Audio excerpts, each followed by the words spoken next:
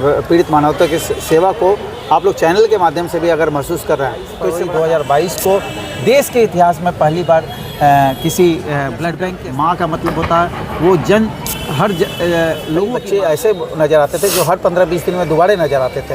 हम लोगों ने पता किया कि ये बच्चा बार बार क्यों आ रहा है, तो पता चला साथ एक ऐसे शख्स मौजूद हैं जो खुद को एक समाज सेवी के तौर पे है, लेकिन इनके बदौलत कई बच्चों की ज़िंदगी बची है, कई लोगों के घर में जो है कि खुशी लौटी है। देखिए, थैलेसीमिया नामक जो बीमारी है ये तो ज़रूर आपने सुना होगा, और इसमें जो है कि बच्चों को बड़ी परेशानी होती है। जब बच्चे 2 महीने, 4 महीने या 6 महीने के होते हैं तो फिर पता चलता है कि उन्हें थैलेसीमिया जैसे वो बीमारी से ग्रसित है, और उसके बाद घर वाले बेहद परेशान हो जाते हैं और अलग अलग संस्था से जुड़ते हैं और ब्लड जो है कि लोगों से लेते हैं। कई जगह तो इस तरह का भी मामला आता है कि लोग ब्लड खरीदने पे भी जो है कि मजबूर हो जाते हैं अपने बच्चे को बचाने के लिए, क्योंकि देखिए 15 दिन पे ब्लड की ज़रूरत पड़ती है। और माँ ब्लड सेंटर एक ऐसा ब्लड सेंटर है जहाँ लोग पहुँचते हैं और खूब लोगों को मदद मिलता है। देखिए, हमारे साथ खास बातचीत करेंगे, इनसे बातचीत करेंगे। सर, सबसे पहले तो आपका बहुत बहुत स्वागत है हमारे चैनल पे।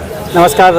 आप लोग लगातार सिवान के और उसके आसपास के क्षेत्रों में ज़रूरतमंद के लिए ब्लड की व्यवस्था कर रहे हैं। आप लोग सही मायने में जनसेवक हैं और पीड़ित मानवता की सेवा को आप लोग चैनल के माध्यम से भी अगर महसूस कर रहे हैं तो इससे बड़ा काम नहीं हो सकता। अच्छा मुकेश जी, देखिए एक चीज़, सबसे पहला सवाल कि माँ ब्लड सेंटर की शुरुआत आपने कब की थी और क्या मोटिव क्या था शुरू करने? देखिए, कोई मोटिव नहीं था। हम लोग 2006 से लगातार ब्लड डोनेशन कर रहे थे। ब्लड डोनेशन हम लोग सरकारी ब्लड बैंक में ब्लड डोनेशन करते थे, और एक समय ऐसा आ गया था जब हम लोग ब्लड लेने जाते थे, जो हम लोग के कहने से लोग ब्लड डोनेशन करते थे, वो जब उनको जब ब्लड की ज़रूरत होती थी तो सरकारी ब्लड बैंक से ब्लड उपलब्ध नहीं हो पाता था, और स्थिति ऐसी हो गई थी कि हम लोग की क्रेडिबिलिटी पे लोग शंका करने लगे थे कि भाई ये लोग सिर्फ ब्लड लेते हैं, ब्लड ज़रूरत के समय मौजूद मिल नहीं पाता है। अंततः हम लोग लगातार फिर ब्लड डोनेशन के जरिए फिर हम लोगों ने डिसाइड किया कि हम लोग ब्लड बैंक इस्टेब्लिश करेंगे। ब्लड बैंक इस्टेब्लिश करने की जब बात हुई तो बिहार सरकार में जितने भी बड़े जनप्रतिनिधि हैं, हर एक लोगों ने डिस्करेज किया, हर लोगों ने कहा कि आप लोग सब काम कर सकते हैं, ब्लड बैंक नहीं चला सकते हैं। बावजूद इसके हम लोगों ने ब्लड बैंक शुरू करने का प्रयास किया और इसमें सफलता मिली। 27 फरवरी 2022 को देश के इतिहास में पहली बार किसी ब्लड बैंक की स्थापना हुई। माँ ब्लड सेंटर, माँ का मतलब होता है वो हर लोगों की माँ है, उसके नाम पे ये सेंटर की स्थापना हुई। आज 27 फरवरी को 2024 को 2 साल होने को है और 9,700-800 यूनिट की ब्लड का डिस्ट्रीब्यूशन हुआ है। 7500 से ज़्यादा लोगों ने ब्लड डोनेशन किया है। इससे बड़ा आका हर एक व्यक्ति ने तन, मन, धन, श्रम और अपना रक्त दिया है, इससे सींचा है, जिसके जरिए पीड़ित मानवता की सेवा हो रहा है। अच्छा मुकेश जी, एक चीज़ देखा जाता है, लोग जो लवारिस हालत में गवर्नमेंट अस्पताल पहुंचते हैं उन्हें ब्लड मिलता है। प्राइवेट ब्लड बैंक जो होता है, जैसे आप जैसे जो सेवक है वो लोग चलाते हैं, वहाँ से कई जगह पर मिल नहीं पाता है। आपके जरिए कैसे मदद पहुंचाई जाती है? माँ ब्लड सेंटर ने जो दो साल के अंदर में इतिहास रचा है, वो आम लोगों का ब्लड बैंक है। हर एक व्यक्ति उससे जुड़ा हुआ है। यहाँ आपके पास डोनर हो नहीं हो, तुरंत तत्काल आपको 1 यूनिट ब्लड की व्यवस्था हो जाएगी।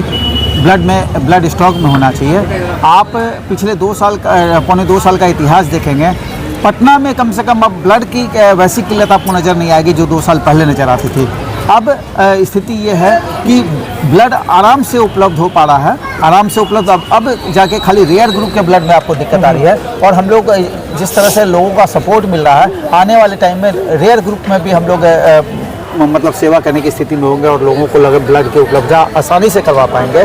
तो जो आप बोल रहे हैं कि ब्लड आसानी से उपलब्ध नहीं होता, शहर में, पटना शहर में पिछले 2 साल में सिनेरियो चेंज हुआ है। अब लगभग सभी जगह ब्लड की उपलब्धता हो पा रही है, और डीबीडीटी टीम है और भी हज़ारों संस्थाएं हैं जो इस तरह से पीड़ित मानवता की सेवा को महसूस कर रही है, उनके पीड़ित चेहरे पर मुस्कान लाने में माध्यम बन रही है। इस वजह से भी ब्लड की कमी को दूर किया जा रहा है। तो अब कम से कम ये सिनेरियो चेंज हो गया है हाल के दिनों में कि आपको ब्लड की कमी की वजह से किसी का देहांत होगा, ऐसा सुनने को आपको बिल्कुल नहीं मिलेगा। आज पटना में आपने एक प्रोग्राम किया थैलेसीमिया अवेयरनेस को लेकर के, इसमें कई सारी बातें की गई। 2 लोग ऐसे भी यहाँ पहुँचे थे जिन लोगों से हमारी बातचीत हुई, उन्होंने कहा कि बहुत मदद मिला है जो है कि मुकेश जी के ज़रिए कई जगह से फंडिंग हुआ, बिहार सरकार जो है कि केंद्र सरकार के जरिए पैसे मिले और बोन मैरो ट्रांसप्लांट हुआ है। इसमें लोग बहुत डरते हैं, इसका क्या प्रोसेस होता है, कैसे लोगों को जागरूक किया जाए? देखिए 2006 में जब हम लोग सेवा करने के हिसाब से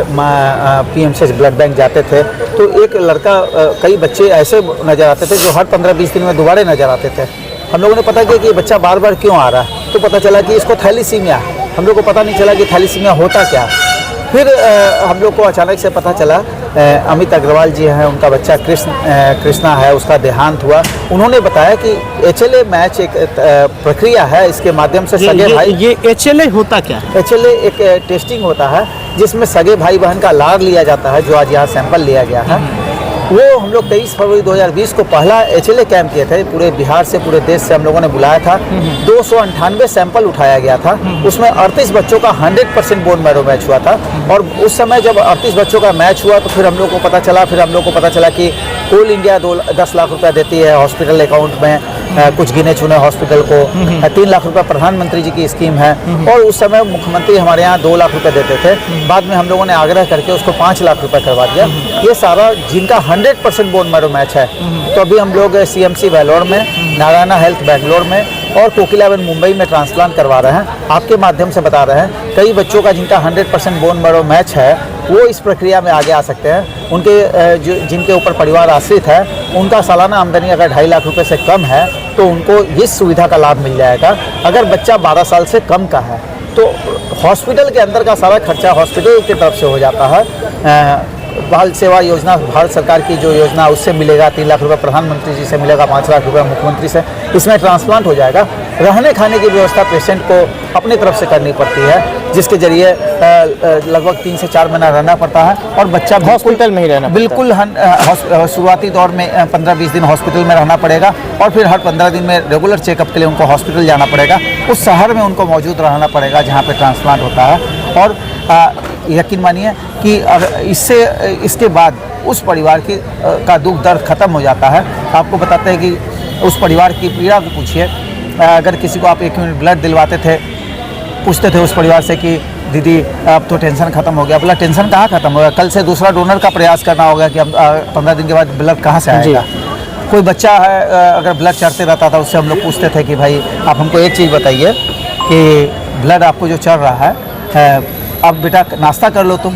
बोला अंकल आज तो हमको ब्लड चढ़ने दीजिए, आज का दिन ब्लड के नाम है, नाश्ता तो 14 दिन हमको करना ही है। ये सब कुछ पीड़ादायक बातें हैं जिसके जरिए हम लोग यहाँ तक पहुँच पाए हैं और इन बच्चों की पीड़ा को कम करने में माध्यम बने हैं। ईश्वर का शुक्रगुजार है कि आपके जैसे भाई लोगों का सक्रिय सहयोग रहता है। लोगों का डर कम हुआ है। लोगों को लगता था कि मेरे घर में एक बच्चा खराब है, अगर बोन मैरो कोई डोनेट करेगा तो वो भी बच्चा खराब हो जाएगा। अब आप लोग के माध्यम से बताते हैं 45 बच्चों का ट्रांसप्लांट हुआ है 2 साल में।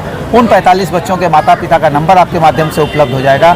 जिनका 100% बोन मैरो मैच है, उनको दावे के साथ कहा जा सकता है कि जो देने वाला बोन मैरो डोनर है उसको कोई भी इफेक्ट नहीं आएगा, आपका दूसरा बच्चा भी बिल्कुल ठीक हो जाएगा। अच्छा मुकेश जी, एक सवाल, आखिरी सवाल, जब इस तरह के काम करते होंगे तो लोग ये सवाल ज़रूर उठाते होंगे कि मुकेश जी को फ़ायदा क्या होता है?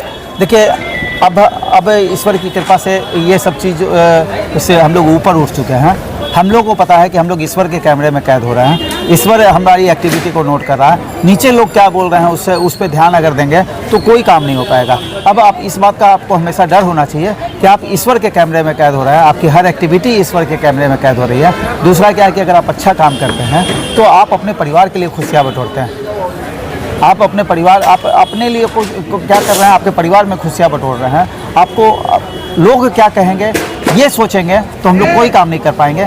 लोगों ने कहा था कि यहाँ HLA कैंप नहीं होगा, ये तीसरा कैंप बिहार की धरती पे हुआ और तीनों बार माँ वैष्णो देवी सेवा समिति माँ ब्लड सेंटर परिवार ने किया।